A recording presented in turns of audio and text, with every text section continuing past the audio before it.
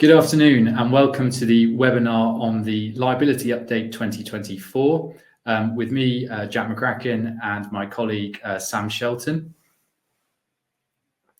There we are on the screen. So this liability update involves us considering 6 cases. I'm going to take you through the first 3 of the cases, which are 3 liability decisions from 2023. So the first case I'm going to talk to you about is Michael James and E.A. Shaw, which is from 2023. This was a preliminary trial on the issue of liability heard by Senior Master Cook in the High Court King's Bench Division. And the key facts of the case are as follows. So the claimant, Mr. James, was injured in an accident at work on the 29th of September 2019. The claimant was employed by the defendant as a general labourer. And at the time of the accident, he was engaged in dismantling the Freakout fairground ride. And you can see an image of a similar type of ride on the screen now. So it was a fall from height, and the claimant essentially slipped when he was standing on a yellow metal handrail whilst attempting to free a seized metal bolt. So in other words, a bolt in the process of dismantling the Freakout rides to take it on elsewhere. So in terms of the decision in the case, it turned on a key factual dispute. So the claimant's case was that a colleague, Asa Shaw, had instructed him to use a scaffolding pole over an open spanner. So in other words, a length of scaffolding pole was put over the handle of the spanner, and that he was then using that to attempt to dislodge the stuck bolt. And it was his case that standing on the handrail in the wet, attempting to free the bolt in that way was an unsafe system of work for which the defendant was liable. The defendant's case, however, was that the claimant's colleague, so Asa Shaw, had expressly told the claimant not to attempt to free the bolt, and that Mr. Shaw had left the scene of the accident in order to get another tool, which is a different type of spanner, in order to come back and loosen the bolt. So the judge found then, or decided that the case turned on assessing the credibility of the claimant's evidence and the credibility of Mr. Shaw's evidence for the defendant. And the judge applied guidance given in the case of Moyepa and Ministry of Defence, which is a disease case involving non-freezing cold injury. But the guidance there as to credibility was what the judge drew upon. And he said this: I approach the assessment of the credibility of the witnesses in accordance with well-established principles. It is a complex and multifaceted task, as explained by Mr. Justice Cotter in Moyepa and Ministry of Defence. Some people can lie extremely convincingly and fluently. Some people who are unsure and hesitant can also be telling the truth. Memory can be affected by the legal process. An account which is supported by independent or contemporaneous evidence may be more reliable. So in the end, as you'll see from the slide, after assessing the evidence, the court accepted the claimant's account and found that it was consistent from the start. And importantly, that the account given by the claimant was consistent with the contemporaneous ambulance record. And so what the judge said was this: overall, I accept the account given by the claimant. It has been consistent from the start. I do not think the reference to pushing down on the spanner in the particular claims detracts from this conclusion. The claimant's account was consistent with that, with what was recorded in the ambulance record. And it said this: history of presenting complaint, was taking fairground ride down, was standing on framework with colleague, both pushing against bolt moved, patient knew he was going to fall, tried to jump onto framework or thinks he would have hit his face, then landed on the floor, severe pain right foot, and then essentially called 999. So following on from accepting the claimant's factual case, the judge went on to find that the system of work was unsafe, so that the defendant was liable. And in particular, the judge's conclusion was on liability in light of the findings of fact, was this: in the circumstances, I have no hesitation in concluding that this was an unsafe system of work. The claimant should not have been asked to perform this task because it was foreseeably dangerous. Alternatively, if the claimant was to be asked to perform such a task, he should have been provided with a harness or some other form of fall protection because the risk of a fall and serious injury should have been obvious. Primary liability is established. So in terms of the learning points from this case, firstly, the importance of contemporaneous documents, in this case, the ambulance record. Secondly, change of evidence in the witness box and new evidence was held against the defendant's witness. So Mr. Shaw had changed his evidence in some respects and sought to add in new evidence, and the judge found that that undermined the cogency of his evidence.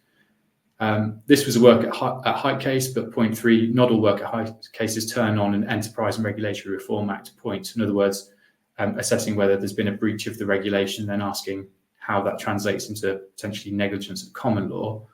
The reality was that both parties implicitly accepted. In any event, the judge went on to find that in this case, the system of work was unsafe, so as to be negligent of common law. And then fourthly, there was no finding of contributory negligence in this case, where there had been no training, and the judge found that the work at height regulations applied, imposing specific duties on the employer for good reasons. So in other words, the serious and heightened risk of an injury when a person is working at height. So on to the second case. This is Peter Manning and DNATA Catering UK Limited.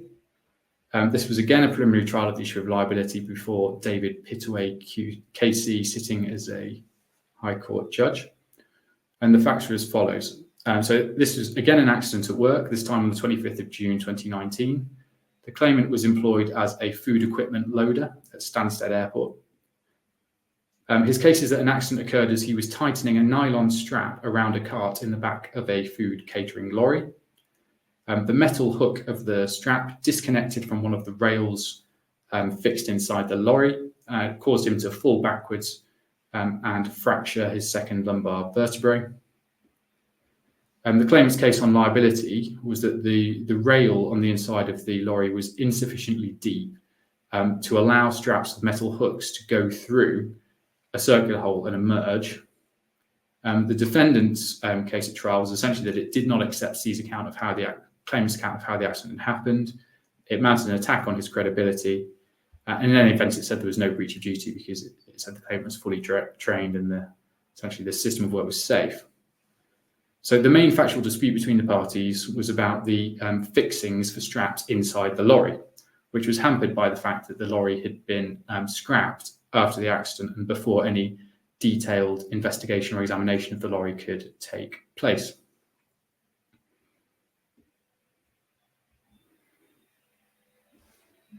So in terms of the decision then, again, there's in a case where there was an attack on the claimant's credibility, like in the previous case, the judge had to assess the credibility of the claimant's evidence. In the end, the judge found that the claimant had been consistent throughout the litigation. And this is what the judge said in terms of findings on the mechanism of the accident. After careful consideration of the evidence, I've concluded the accident did occur as Mr. Manning described, namely whilst tightening the strap, the hook came suddenly loose, causing him to lose his footing and strike his back against the neighbouring cart. I'm satisfied that Mr. Manning attempted to secure the hook, which had been produced at court, into the vertical slot and not the circular hole. I'm satisfied that he did so because he knew the hook would not fit into the circular hole. I'm satisfied that this was a manoeuvre that he'd undertaken on many occasions, whilst he had been loading carts onto lorry R68, which was the lorry in question. I'm not, however, satisfied that Mr. Manning tried the hooks on the circular holes each time he was working on lorry R68. Once established that the hooks did not fit, there would have been no point in so doing. And in terms of accepting that account and then rejecting the defendant's account, the judge found that the methodology in respect of this system of work adopted by the defendant was haphazard. Crucially, on liability, the judge found that the supplies of suitable straps were not readily available. So in that case, this is a strap that could be securely fitted to the available fixings inside the lorry, and that failure amounted to a breach of the manual handling regulations and, in the circumstances of the case, a finding of negligence as well. The judge then went on to consider contributory negligence and made a finding of 25% against the claimant, principally for failing to complain about the straps and his failure linked to that to request suitable straps. So in terms of learning points from the case, again, the importance of contemporaneous documents. In this case, the judge drew upon the fact that the claimant's case had been consistent going back to the letter of claim. In terms of points for the defendant, the judge was critical of the defendant's haphazard approach to the provision of work equipment and producing a safe system of work. And then a particularly interesting adverse inference point is that the claimant sought an adverse inference by reason of the fact that the lorry had been scrapped before a thorough inspection as part of the claim was possible. What the judge said about that was this. He said, on the 12th of March 2020, and again on the 19th of August 2020 by email, the claimant's solicitors requested an inspection of the lorry. On the 22nd of September 2020 by email, DNATA's insurers agreed to an inspection. And DNATA's insurers notified Mr. Manning's solicitors on the 3rd of November that R68 had been scrapped. And he said it should be remembered, as the correspondence discloses, that these matters were taking place during the COVID-19 pandemic, when for much of the time, if not all, airports were closed or flights were severely restricted. And then he said, in my view, it's regrettable that there was a lack of communication between the relevant parts of DNATA and its insurers, which led to an opportunity being missed to halt the scrapping of lorry R68 before an inspection took place. I am, however, satisfied from the email correspondence that I've read that the decision to scrap lorry R68 was unrelated to Mr. Manning's accident. So in other words, it was an innocent scrapping of the lorry, and it wouldn't be appropriate in those circumstances to draw an adverse inference. But of course, bearing in mind the result in the end, it's difficult to see what difference that would have made to the outcome, even if there had been an adverse inference. So my third and final case then is Carl Bennion and Adventure Parc Snowdonia Limited. This was also a preliminary trial of liability, this time before His Honour Judge Bird, sitting as a High Court judge. The facts are as follows. So this is an occupier's liability claim arising from an accident on the 5th of August 2018. The claimant was surfing at an artificial surfing lagoon operated by the defendant in North Wales. He fell from his surfboard onto the artificial reef, which was at a depth of about 0.9 metres below the level of the water, and unfortunately suffered serious injuries. So the defendant was the operator of the lagoon, but it commissioned a Spanish company called Wavegarden SL in Spain in respect of the design of the artificial lagoon. So in terms of the decision, the main issue on liability was the safety of the lagoon for the purposes of the Common Duty of Care in Section 2 of the Occupiers Liability Act, 1957. The judge accepted that surfing carried a risk of injury. The depth of the water at the point where the accident occurred was the main area of contention between the parties. Both parties called expert evidence as to the safety of the lagoon, and they agreed that there was no directly applicable safety standard for artificial surfing lagoons. And the judge described that as perhaps not surprising, because essentially they're quite rare facilities. The claimant's expert suggested that 1.5 millimetres as a depth should be a minimum standard based on other standards where there's a risk of people falling into water, but the defendant's expert disagreed as to that. The judge found that 0.9 metres as depth was necessary for the creation of waves on the evidence of the Spanish designer. And what the judge said about the evidence of that designer was as follows. He said, I heard evidence from Fernando Odriozola, a director of Wavegarden. It was clear from his evidence that the company had gone from strength to strength since designing the Snowdonia lagoon. There was no suggestion the design of the lagoon incorporating reefs was in any way flawed.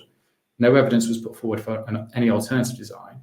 And Mr. Odriozola told me that in order to make surfable waves, the varying depths of the lagoon, including the 0.9 metre depth of water to the reef, represented a good compromise.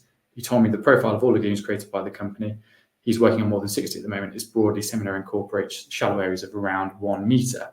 So the judge accepted that evidence and found that essentially a depth of 0.9 metres or around 1 metre was therefore necessary for the creation of waves and was therefore a necessary component of the design of the lagoon. So in all the circumstances, the judge found that there was no breach of the Occupiers Liability Act, and that was principally because the depth was necessary for the purposes of the creation of the waves. But the judge also went on to find that there was no failure to warn Mr. Bennion about the allegedly shallow depth of the lagoon. And the judge found that in any event, Mr. Bennion was aware of the depth.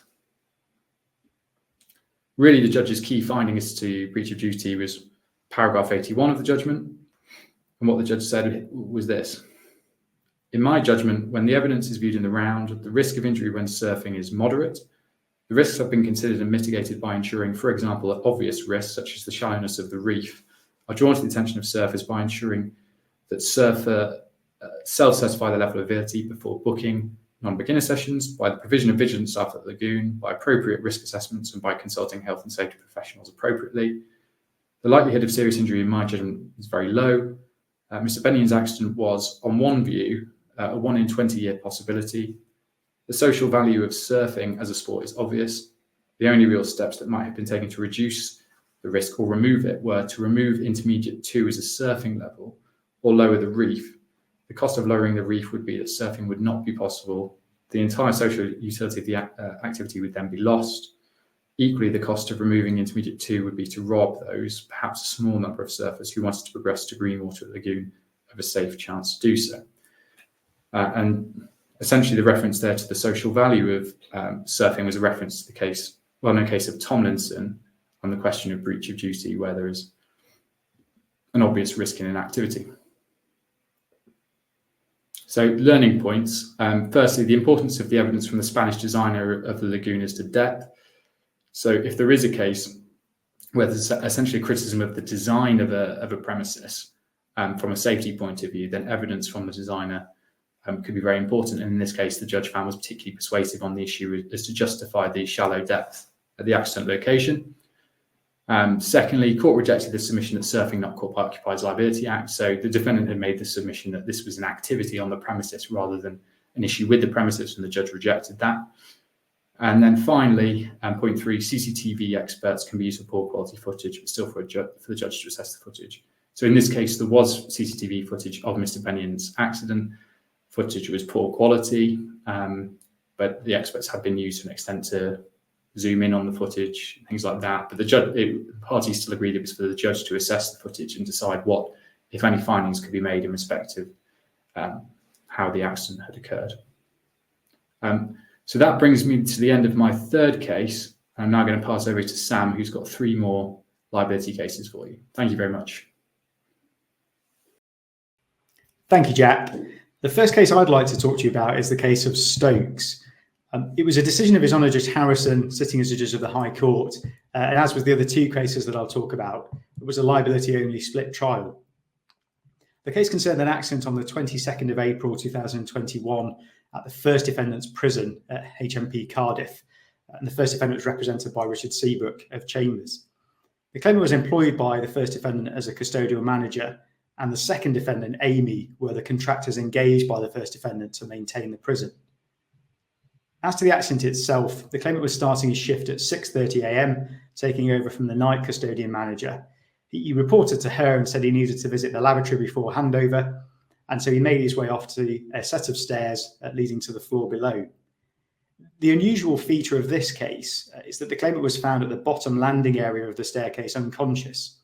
So he, of course, had no recollection of the accident and couldn't offer any account as to how he came to be unconscious at the foot of the stairs.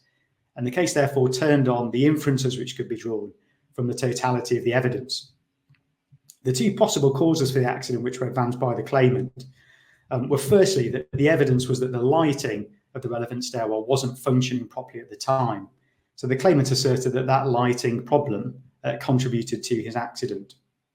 The defendants, on the contrary, asserted that it was adequate lighting and that in any event the claimant didn't engage it or switch it on at the time. The second cause advanced by the claimant was in relation to the nosings of the stairs. The nosing on the 4th step down was dislodged, and it's notable that it had been fixed by the second defendant, Amy, only 18 months earlier. The claimant asserted that that had likely therefore caused his fall, but the defendants asserted the opposite, that it was as a result of his fall and during the fall that nosing became dislodged. And in any event, they asserted that insofar as there was a defect with the nosing, that's unlikely to have been reasonably found on an inspection. The overall case of the defendants was that the inferences which were required to be drawn in that particular case were in excess of what was appropriate and amounted, in short, to speculation. There were multiple possible causes, they said, each with similar likelihoods.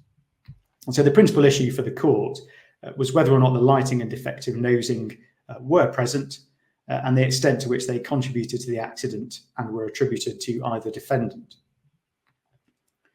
Turning to the decision, the judge first considered the legal principles in relation to drawing inferences from the evidence, and the claimant relied upon the decision of Keefe and invited the court to consider Keefe benevolence.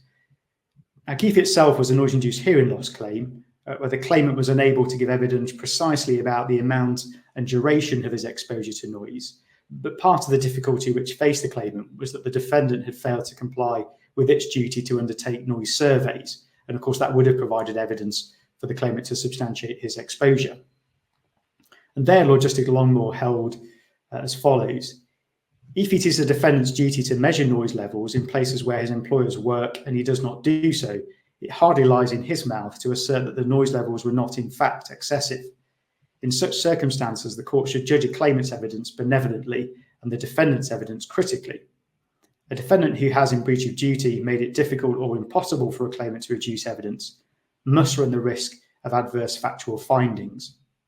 Now, that proposition wasn't, of course, on all fours with this case, because here we didn't have any direct evidence from the claimant itself to treat benevolently.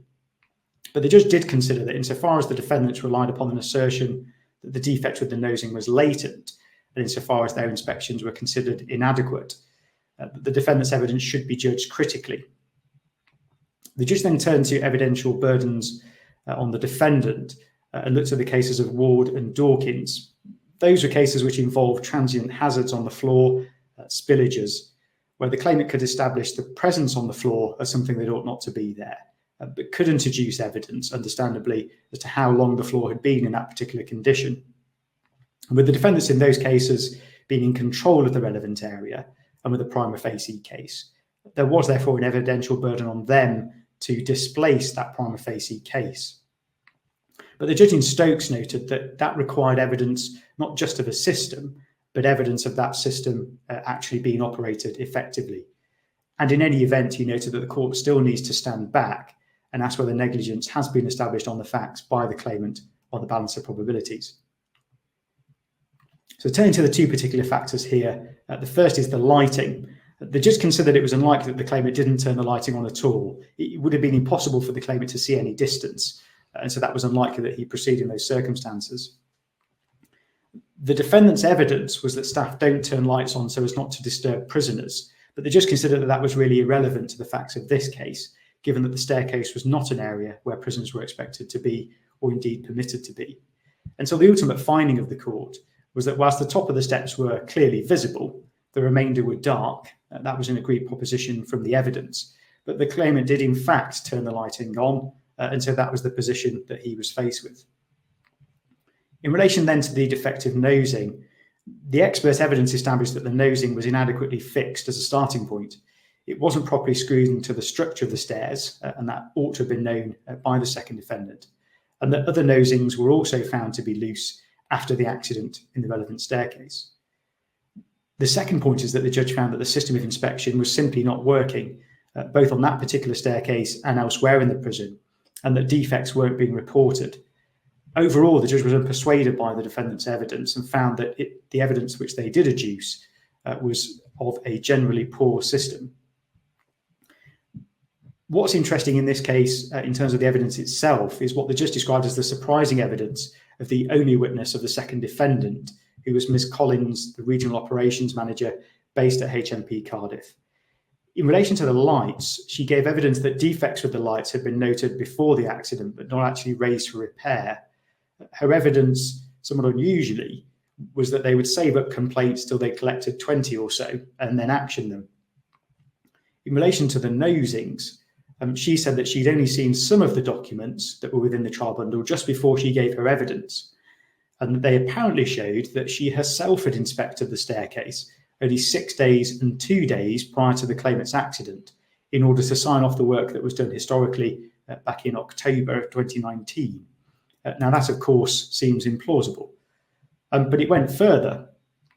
She said that in order to carry out those checks, she would have inspected each replaced step individually, physically testing the steps, and in particular its nosing. If that were all true, it's not quite clear how she missed the defective installation of the nosing. But there was no evidence, of course, of any of that before, not even a whiff of it in her contemporaneous account, and nothing in her witness statement. So entirely unsurprisingly, the judge was unpersuaded by that evidence and wholly rejected it. The overall inferences which the judge made in relation to the circumstances of the accident were therefore these. The first is that the lighting at the top of the stairs, it being on and generally effective, made it less likely that this was an inadvertent fall. The claimant could at the top see where he was going, and in those circumstances it was unlikely that he would fall as a general proposition. Indeed, the judge noted generally, people ordinarily do not fall downstairs. As he said, stairs are part of everyday life with which we're all very familiar and which we all negotiate without incident. He therefore considered that there was evidence of a poorly fitted piece of nosing that was found to be displaced after the accident and a background of a system of reporting defects that was not operating. With those inferences, the proper inference that was to be drawn by him was that the defective nosing initiated the claimant's fall. The lighting, however, wasn't relevant. The judge apportioned liability as between the two defendants, 40% for the first and 60% for the second, whilst it was the second defendant who had affixed the nosing inadequately and had failed to check, or at least reported those checks to the first defendant. It was the first defendant who had permitted the condition in which the stairs were in. They were, of course, the owner of the premises, and they hadn't enforced the obligation to report the defects which the second defendant would find. So the learning points from this decision, the first one is that the court can draw inferences from the evidence in appropriate circumstances. Insofar as that relates to any defendant's failures, the court may treat their evidence rather critically, as we saw in this case. And so indeed, the claimant can still succeed without any real evidence from them at all. Much here, of course, turned on the defendant's evidence and the general circumstances of the claimant's fall. In terms of witnesses, and in particular the surprising evidence from Miss Collins, make sure they've seen everything before preparing their statement. Here she was taken to documents which she said supported her case, but in fact she hadn't seen them until just before giving her evidence. And also, as in all cases, it raises the importance of making sure that witnesses comment on the important parts of the defendant's case. The next case to look at is the case of Smith. This was a decision of Kerr Padley, sitting as a Deputy High Court judge, and again a split trial dealing with liability only. It concerned two farm workers, Mr. Smith and Mr. Parson, who were working on the forecourt of a farm doing maintenance work on a tractor. The forecourt was adjacent to a rural road, and the defendant was on that road driving a horsebox lorry, as we see in the photograph there, towing a stable boxing trailer. And the horsebox and trailer were attached together using a coupling system. In a tragic coincidence of events, shortly before the horsebox reached the farm, the trailer became detached from the horsebox and veered off the road towards the forecourt. It veered towards Mr. Smith and Parson and trapped them between the trailer and the tractor. Mr. Smith sadly died at the scene, and the claim is therefore brought by his wife, and Mr. Parson suffered serious injury. The agreed expert evidence was that the cause of the decoupling was that the bolts attaching the coupling system to the horsebox had sheared as a result of metal fatigue. And the claimant alleged that there were two reasons for that. Firstly, that the bolts of the coupling system were insufficiently tightened over a period of time, and so therefore became looser and looser until the fateful shearing. And secondly, that the coupling system had been overloaded on previous occasions by the defendant over many years. And so again, that repeated overloading over a long period of time had contributed to the metal fatigue. The defendant denied negligence on the basis that those defects would not have been identified on a visual inspection. And in particular, he relied upon the fact that the horsebox had passed an MOT only 5 weeks earlier. It's notable that the defendant had been convicted of 3 offences relating to the state of the horsebox and the trailer. but those were strict liability offences, and it was agreed that they could be relied upon as evidence of the unsafe nature of the horse box and trailer, but not as evidence of the negligence, of course, on the part of the defendant. Turning to the decision, the judge provided again a detailed summary of the duty of care and reviewed it in the particular circumstances of maintenance of road-going vehicles. He noted that it was common ground that the duty owed is one to take reasonable care to ensure that a vehicle being used on the public road is roadworthy and not likely to cause damage or injury to others. What that requires in terms of the standard of care of reasonableness, of course, differs in each particular case. And here the MOT was potentially relevant as a consideration for the court, given that it was undertaken only 5 weeks before the accident. But the judge reviewed several decisions which in the round provided the ultimate authority that whilst the MOT may provide some evidence of the state of the vehicle at the time, depending of course upon the nature of the defect and the nature of the MOT that was undertaken, it doesn't of itself, as noted on the slide, relieve the owner of any personal obligation imposed upon him by the common law. And so it's not of itself evidence of reasonable care being taken. In the particular circumstances of the defects in this case, I've included there the judge's ultimate decision on the standard of care.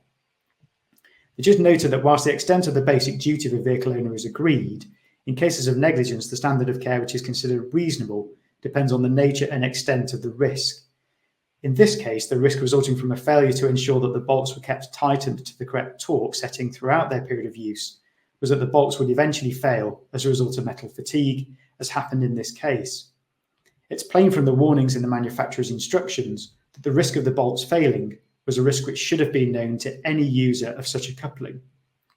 And pausing there, the defendant in this case had accepted that he received the manufacturer's instructions and that the consequences of the bolts breaking was likely to be catastrophic. The judge went on to say that I'm satisfied that the standard of care required of the owner of a vehicle to which the shock link device and universal coupling was attached was to take reasonable steps to ensure that the manufacturer's instructions were followed at the time of its installation and during its ongoing use, including regular torque testing of the bolts so as to reduce the risk of the bolts becoming insufficiently tightened and therefore being vulnerable to metal fatigue over time. And the evidence was that such maintenance would only have involved the use of a torque wrench, and there was no suggestion from the defendant that that would have involved an unreasonable or overly onerous level of expertise or indeed expense. And so the judge therefore found that a maintenance system involving regular torque testing was required on the facts. As to breach of duty, the defendant was therefore straightforwardly in breach in relation to the loose bolts. He hadn't checked it himself.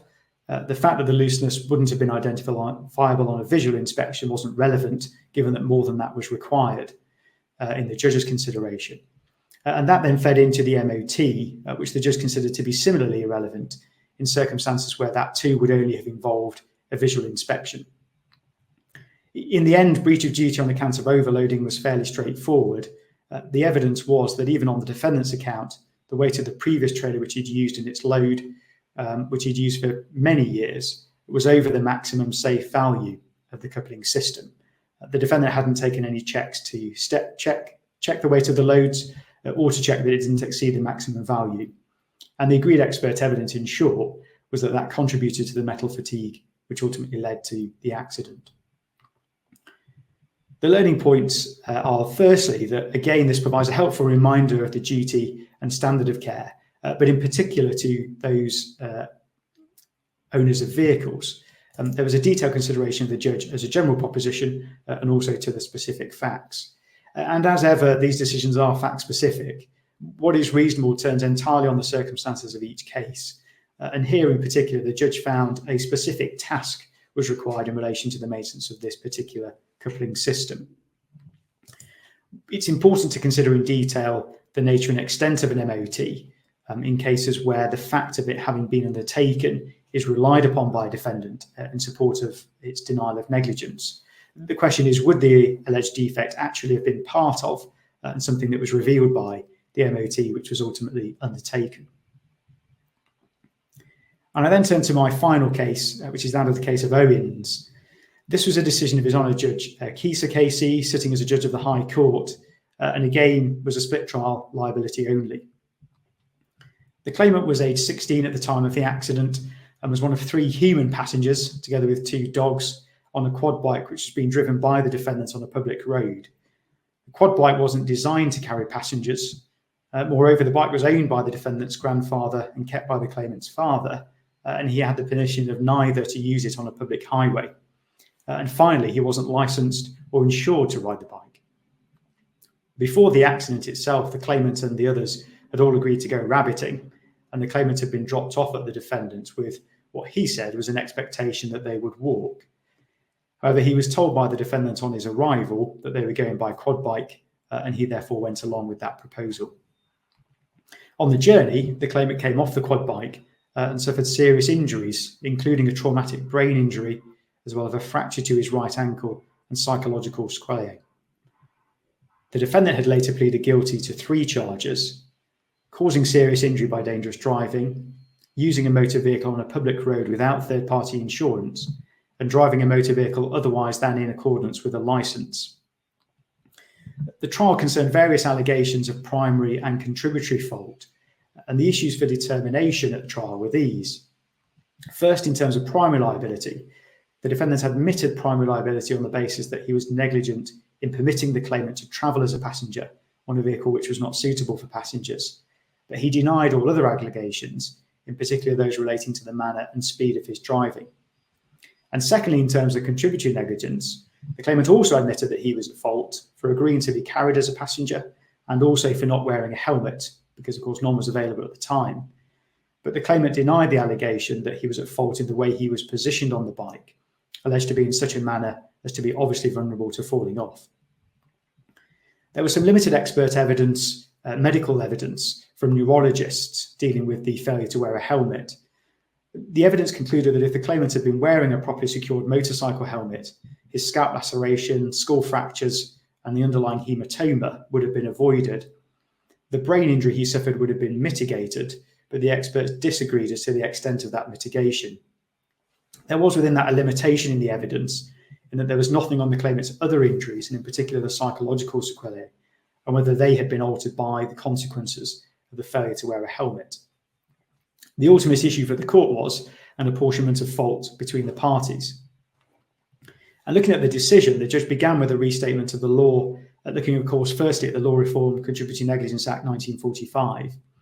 That provides, in short, that where any party suffers damage as the result partly of his own fault and partly of the fault of any other person, the damages recoverable should be reduced to such extent as the court thinks just and equitable, having regard to the claimant's share in the responsibility for the damage. The seminal case on contributory negligence is Jackson and Murray. It was noted there that the assessment involves 2 factors: a consideration of the blameworthiness of the parties as well as the causative potency of their acts, and that overall the apportionment of responsibility is inevitably a somewhat rough and ready exercise. It was noted that a variety of possible answers can legitimately be given, and that was therefore considered to be consistent with the requirement under section 1.1 to arrive at a result which the court considers just and equitable. So turning to the case in hand, the judge here considered that a holistic approach was required to the components under section 1.1, and he began by looking at an assessment of the defendant's conduct. Whilst there had been an admission on the part of the defendant that he had been negligent in allowing the claimant to ride the quad bike, the judge noted that that required unpacking. The judge considered in relation to that admission this: that the carrying of passengers was particularly negligent in circumstances where A, each passenger would have at least one hand full with a dog, B, no passenger was properly secured to the quad bike, and those on the rear rack were perched with at least one leg over the side and only the bar on the rack to hold onto with one hand, C, no passenger had a helmet, and D, the quad bike was to be driven on the public highway. He also found that the defendant was negligent in driving at an excessive speed in all the circumstances. He found that the defendant was travelling at 25 to 30 miles per hour, which was excessive, and considered that even taking the defendant's evidence at its height, that he was travelling at 20 miles per hour, that was also too fast. He considered that the claimant would have been highly unlikely to have suffered a significant injury by falling from the quad bike if it had been proceeding at walking pace, which he considered to be appropriate speed, but that if it was proceeding at a speed of or near to 30 miles per hour, then the risk both of coming off the quad bike and of suffering serious injury in that event was obvious. So the defendant overall had provided and driven the source of danger, and made it more dangerous by driving it at a significant speed. Turning then to the claimant's conduct, the judge considered that the 3 allegations against the claimant were effectively factors of him having made one bad decision to ride the bike. He considered the one decision was bad in a threefold way. It was unsafe to take a ride on the quad bike at all, but especially when he would be doing so when seated on the rack and holding on with only one hand, and when he would not have had a helmet. Looking at those factors, the judge considered that they were sold to the claimant as a package, in the sense that the judge noted that the claimant was liable to take the defendant's lead in offering those to him. The defendant was familiar with bikes in a way that the claimant wasn't, and the claimant had expected to walk but was confronted with the bike when he arrived.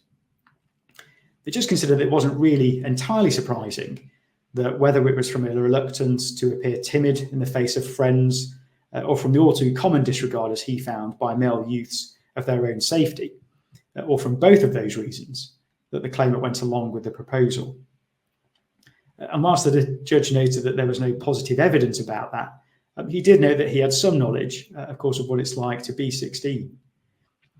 There was some argument as to whether the ages of the parties, 15 for the defendant and 16 to the claimant, had any impact on the duty of care of either of them. But in short, it made no material difference to the ultimate result. The judge considered that the preponderance of fault lay primarily with the defendant, and that in those circumstances a 30% reduction for contributory negligence was appropriate. There was no direct application of a percentage to the failure to wear a helmet, because that firstly formed part of the one bad decision that the claimant made, and secondly was part of the melting pot of the holistic approach which the judge considered the court ought to take. As to the learning points, this is a very detailed reminder of the law on contributory negligence. The court took it step by step, dealing not only with contributory negligence as a general proposition, but also as it applied to the failure to wear helmets and in particular the riding of quad bikes and similar vehicles. So if one has a case on similar facts, this may well be instructive. But as ever again, this was fact specific. The judge noted that it was not simply a case of applying reductions which had been found in other cases, but taking an overall view based on the particular facts. And that then leads into the third, which is that the assessment involves a consideration on a holistic basis, unpacking and balancing each party's actions to come to a decision which is overall just and equitable. So those are the 3 cases which I hope to talk to you about. We'll take a break now to allow you to ask any questions, Jack and I, and we'll be back in a short while to answer those. Thank you.